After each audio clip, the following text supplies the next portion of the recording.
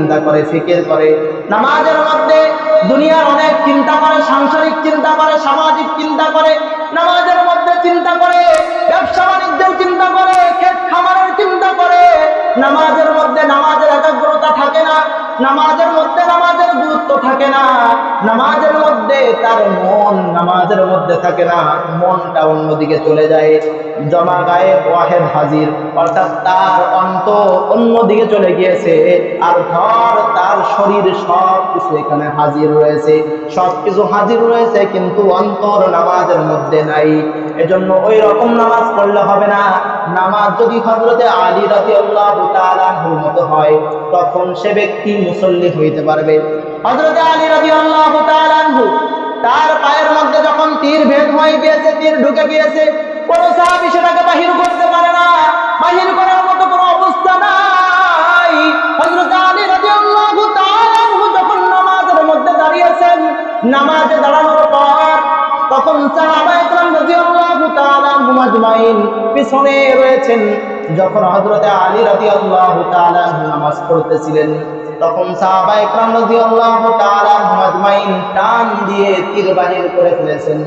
তীর বাহির করার পর হযরত আলী রাদিয়াল্লাহু তাআলা আনহু যখন নামাজ শেষ করেছে, নামাজ শেষ করার পর দেখে কিছু লোক ঘোরাফেরা করতেছে পিছন দিয়ে। জিজ্ঞাসা করছে, ভাই তোমরা এই জায়গায় ঘোরাফেরা করো, তোমরা কি আমার তীর বাহির করতে চাও নাকি? আমার তীর কি তোমরা বাহির করবে নাকি? হযরত আলী রাদিয়াল্লাহু তাআলা আনহুকে ডেকে বলে, ওরে আলী, তোমার তীর তো তুমি নামাজে থাকা অবস্থায় বাহির করা হয়েছে। বলেন সুবহানাল্লাহ। আলী রাদিয়াল্লাহু তাআলা আনহু বলে, আল্লাহর কসম, তোমরা যে আমার তীরটাকে বাহির করেছো, আমি আলী কিঞ্চিত পরিমাণ টের পাই নাই। বলেন সুবহানাল্লাহ। কি পরিমাণ নামাজের একাগ্রতা গুরুত্ব ছিল। ইবনে মাসউদ রাদিয়াল্লাহু তাআলা আনহু, আব্দুল্লাহ ইবনে মাসউদ রাদিয়াল্লাহু তাআলা আনহু নামাজে দণ্ডায়মান হয়েছে, নামাজে দাঁড়িয়েছেন। তার বাড়ির মধ্যে সাপ ঢুকেছে, সাপ প্রবেশ করেছে। বাড়ির যারা মহিলা ছিল তারা চিল্লা পাল্লা শুরু করে দিয়েছে, সাপটাকে ধরার জন্য তাড়াহুড়া শুরু হয়ে গিয়েছে। কিছুক্ষণ পরে যখন তারা সাপটাকে মেরে ফেলেছে, ওদিকে ইবনে মাসউদ রাদিয়াল্লাহু তাআলা আনহু নামাজের মধ্যে রয়েছে, বাড়ির মধ্যে সাপ মারামারি হচ্ছে, অপর দিকে তিনি নামাজ পড়তেছেন, কোনো খেয়াল নাই। ইবনে মাসউদ রাদিয়াল্লাহু তাআলা আনহু নামাজ শেষ করার পরে যখন তার বিবির কাছে যখন খাবার চেয়েছে, খাবার চাওয়ার পর বলতেছে, আপনি কি টের পান নাই ঘরের মধ্যে সাপ ঢুকেছিল? সাপ আমরা সকলে মিলে ওই সাপকে মেরে ফেলেছি, ওই হুল্লা শুরু হয়ে গিয়েছে, আপনি কি টের পান নাই? ইবনে মাসউদ রাদিয়াল্লাহু তাআলা আনহু বলে, ও আমার বিবি, আমি কিঞ্চিত পরিমাণ টের পাই নাই ঘরের মধ্যে সাপ প্রবেশ করেছে। আর আমার আপনার সামনে যদি একটা মশা আসে, ওই হাত মাথা ছেড়ে দিয়ে নিচে হয়ে মশাটাকে মেরে তারপর আবার দাঁড়াই, এই হলো আমরা মুসল্লি। এই মুসল্লি হইলে আল্লাহ তাআলার দরবারে মুসল্লি হওয়া যাবে। নামাজ কিভাবে পড়তে হবে কিতাবের ভিতরে বর্ণনা আসছে। এক বুজুর্গের কাছে জিজ্ঞাসা করা হয়েছে যে, হুজুর নামাজ কিভাবে পড়তে হবে? তো বলছে, নামাজ যখন পড়বে, আমি তো নামাজ এমন ভাবে পড়ি যে নামাজ পড়ার সময় আমি মনে করি কাবা শরীফ আমার সামনে রয়েছে, আর স্বয়ং আল্লাহ রাব্বুল আলামিন আমাকে নিজে দেখতেছেন যে আমার বান্দা নামাজ পড়তেছে।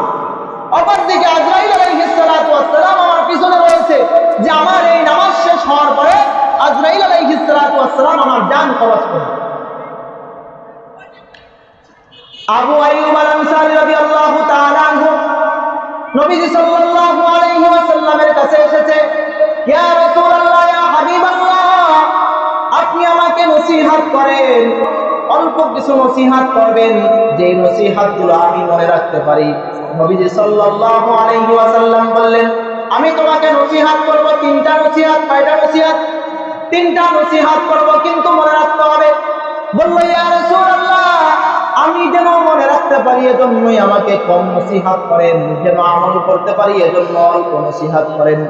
আবু আইয়ুব আল আনসারী রাদিয়াল্লাহু তাআলা আনহুকে নবী সাল্লাল্লাহু আলাইহি ওয়াসাল্লাম বললেন, আমি তোমাকে তিনটা নসিহত করতেছি। এক নাম্বার নসিহত হলো, তোমার দুনিয়াতে যত কিছুর প্রয়োজন, দুনিয়াতে তোমার যা যার প্রয়োজন, তুমি সব কিছুর অভিযোগ আল্লাহ তাআলার কাছে করবা, শিকায়েত আল্লাহর কাছে করবা, দুনিয়ার কোনো মানুষের কাছে তুমি চাইবা না। আমরা কোনো কিছু হইলে আমরা দুনিয়ার মানুষের কাছে চাই, আল্লাহর কাছে চাই না। আবু আইয়ুব আল আনসারী রাদিয়াল্লাহু তাআলা আনহু যখন নবীজির কাছে আসছে তখন কি বলেছে যে তোমার যা কিছু প্রয়োজন তুমি এক নম্বরে কি করবা, আল্লাহ তাআলার কাছে চাইবা, দুনিয়ার কোনো মানুষের কাছে তুমি এই তোমার প্রয়োজন বলবা না। দুই নাম্বার নসিহত হলো তোমার জন্য, দুই নাম্বার নসিহত হলো তোমার জবান থেকে যত কথা বাইর হবে, তোমার জবান থেকে তুমি যত কথা বাইর করবা, কোন কথার জন্য যেন দুনিয়াতে অথবা আখিরাতে জবাবদিহিতা করা না লাগে এমন কথাই তুমি বাইর করবা। তিন নাম্বার নসিহত হলো তোমার নামাজ, তুমি যত নামাজ আদায় করবা প্রত্যেকটা নামাজকে তুমি তোমার জীবনের শেষ নামাজ মনে করবা। তুমি যখনই নামাজ আদায় করবা, ফজরের সময় যখন নামাজে দাঁড়াইবা, তুমি মনে করবা আমার এই ফজরের 2 রাকাত ফরজ নামাজ শেষ হওয়ার পরে মালাকুল মাউত আমার জীবন নিয়ে যাবে, আমার জীবন আর জীবন থাকবে না, আমি মৃত্যুবরণ করব, আমি দুনিয়ার জীবনে আর কোনো আমল করার সুযোগ পাবো না। এই যে আবু আইয়ুব আল আনসারী, তাকে নবী সাল্লাল্লাহু আলাইহি ওয়াসাল্লাম 3টা নসিহত করেছিলেন। এই কথাটা কি জন্য বললাম, এই হাদিসের সঙ্গে মিলে গেল যে কিন্তু আপনি চিন্তা করে দেখেন আপনার নামাজের কি অবস্থা, আমার নামাজের কি অবস্থা, আমি আপনি কেমন নামাজ আদায় করি, নামাজের মধ্যে হিসাব করি, নামাজের মধ্যে সাংসারিক চিন্তা করি, আর নিজেকে মুসল্লি দাবি করি। আবার কি করে নামাজ অপারকে দেখানোর জন্য পড়ে, আছে না নাই? নামাজ অপারকে দেখানোর জন্য পড়ে, কোনদিন নামাজ পড়ে না শ্বশুর বাড়ি গিয়ে নামাজি হয়ে গিয়েছে, কোনদিন নামাজ পড়ে না বিয়ে বাড়ি গিয়ে নামাজি হয়ে গিয়েছে, কোন